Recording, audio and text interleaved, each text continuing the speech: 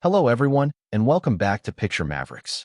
Today we are talking about Cars 3, a movie that came out in 2017, produced by Pixar Animation Studios and released by Walt Disney Pictures.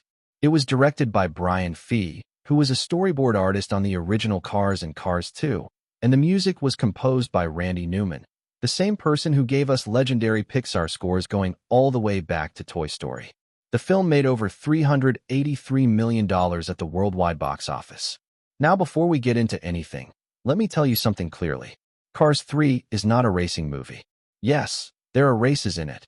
And yes, there are fast cars. But if you watched this film and thought it was about winning a championship, you missed the entire point. Cars 3 is a movie about aging, about the fear of becoming irrelevant, about identity, and about who you are when the thing you are known for is taken away from you. And it is about legacy, what you leave behind, and for whom. This is the movie that Pixar hid inside a children's racing film, and today we are going to find it. We start the film with Lightning McQueen doing what he has always done, winning races, living in the spotlight, being the best on the track. But something has changed around him, because a new generation of racers has arrived, and at the front of that generation is Jackson Storm, a next-generation technologically advanced race car, who is faster, smoother, and built entirely differently from McQueen. Storm does not just beat McQueen, Storm embarrasses him, and one by one, the old guard, McQueen's friends and fellow veterans, start retiring and being replaced. McQueen refuses to accept this. He pushes harder, and then it happens. During a race, McQueen tries to keep up, he pushes himself past his limit, and he crashes, violently and badly, tumbling across the track in a way that shocks everyone watching, including the audience. That crash is not just a physical event. It is a symbol. It is the moment McQueen's old identity breaks apart, and the rest of the film is about what he does with the pieces. Now here is where Cars 3 does something really smart. The conflict of this film is not Lightning McQueen versus Jackson Storm, because that would be too simple. The real conflict is between two ways of thinking about performance. Jackson Storm represents the future, pure data, simulation, technology, and numbers. He trains indoors on sophisticated equipment, has metrics for everything, and he is efficient, cold, and optimized. McQueen represents experience, instinct, emotion, history, and feel. He learned to race from Doc Hudson. He understands the track through his body and his memory, and he races from the heart. The question the film is asking is this: when technology can replace instinct, what does instinct have left to offer?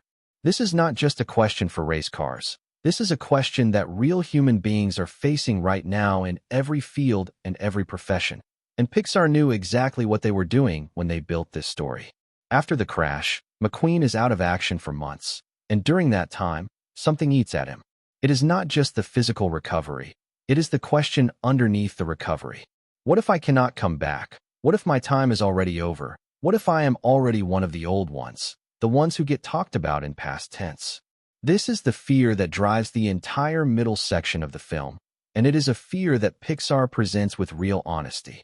McQueen does not say this fear out loud very often, but you can see it in every decision he makes. The desperation to train harder, the resistance to new methods, the obsession with proving something. Because he is not training to win a race, he is training to prove that he still exists in a meaningful way. That is a very adult fear, and it is the emotional core of this movie. People often describe Jackson Storm as the villain of Cars 3, and I understand why. He is cold, arrogant, and dismissive. He talks down to McQueen, and he seems designed to be disliked. But Jackson Storm is not a villain. He is a force of nature. Storm is not doing anything wrong. He is simply better by the metrics of the current era. He trained hard. He used the tools available to him, and he won. The film does not ask you to hate Jackson Storm. It asks you to recognize what he represents, which is the inevitable arrival of something new that makes the old thing feel outdated. Every generation faces this. Every person who has ever been good at something faces the moment when someone younger, faster, or differently equipped comes along. And that is not a story of villainy. That is just time. Storm is not the antagonist of this story. Time is, and you cannot beat time. You can only decide how to respond to it. Now we need to talk about Cruz Ramirez. When she is introduced, Cruz seems like a supporting character, a trainer, a helper, a young car who exists to push McQueen through his recovery arc, and that is how most people read her at first. But Cruz Ramirez is actually the protagonist of the second half of this film. Here is her story, which the film gives you in pieces. Cruz grew up wanting to race. She had the passion, the drive, and the dream, but she never got the chance because she never believed she actually belonged on the track. So she became a trainer instead. She took her love of racing and turned it into helping others race, and she buried her own dream underneath her work. Cruz is not just McQueen's assistant. She is the person the film is actually building toward.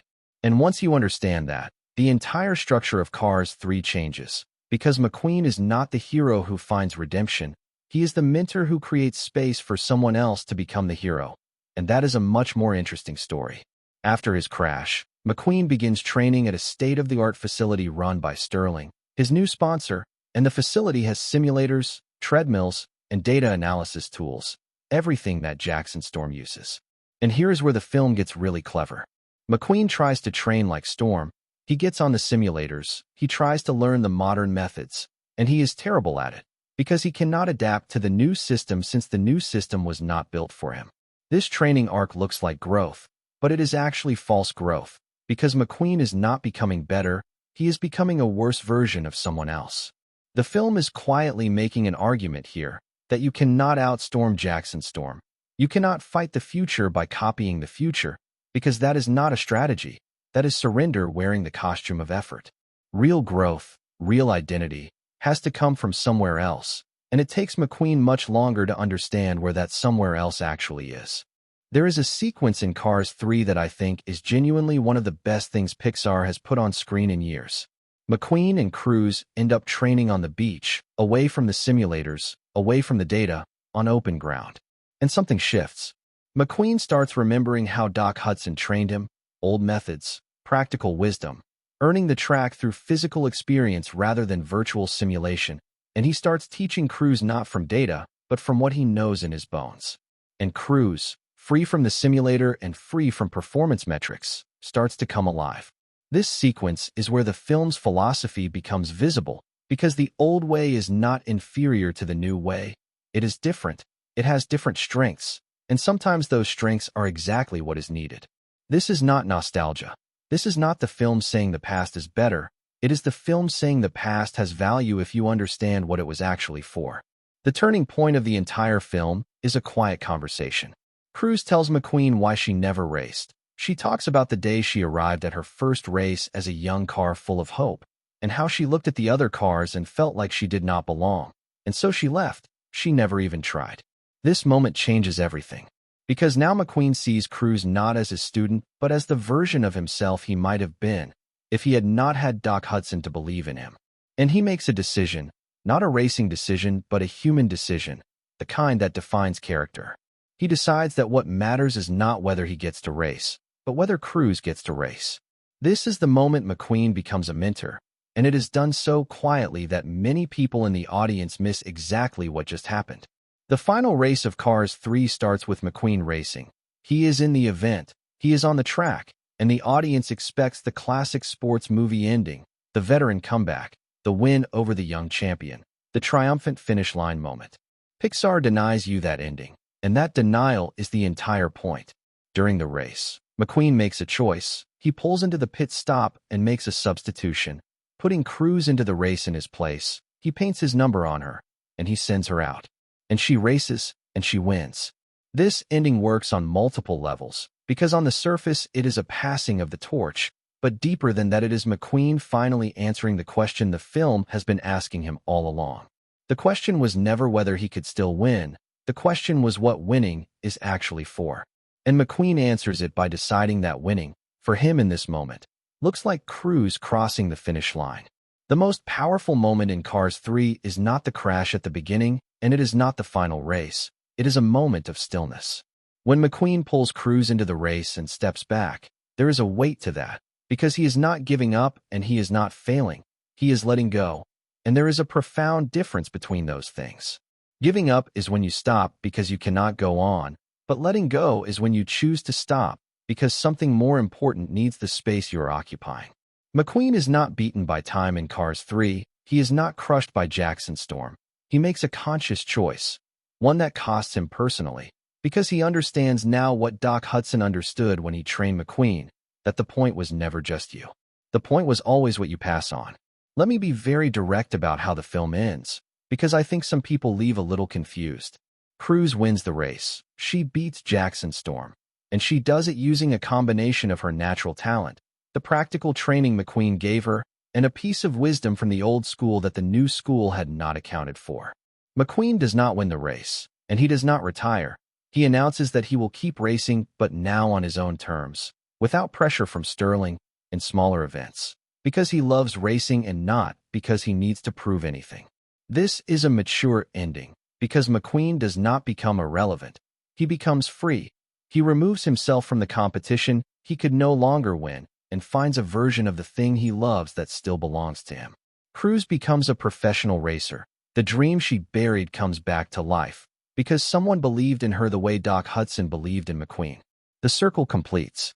At the end of the film, Cruz races with McQueen's number, 95, painted on her side. She is wearing his color and carrying his number, but she is still herself. This paint job is not just a nice visual moment. It is a symbol of integration.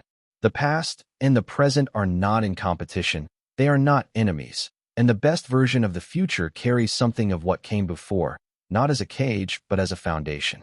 Cruz is not lightning McQueen, but she carries something of what he gave her.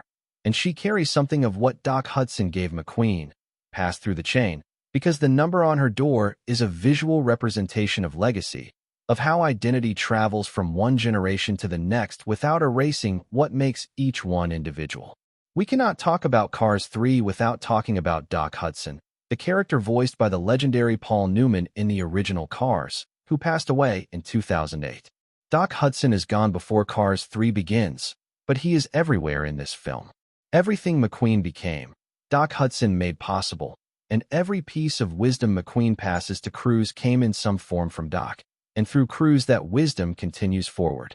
This is how Pixar handles the absence of Paul Newman, not by replacing him and not by forgetting him, but by making his presence felt in the way real legacies work, through what he left behind in other people. Doc Hudson never won the championship he deserved.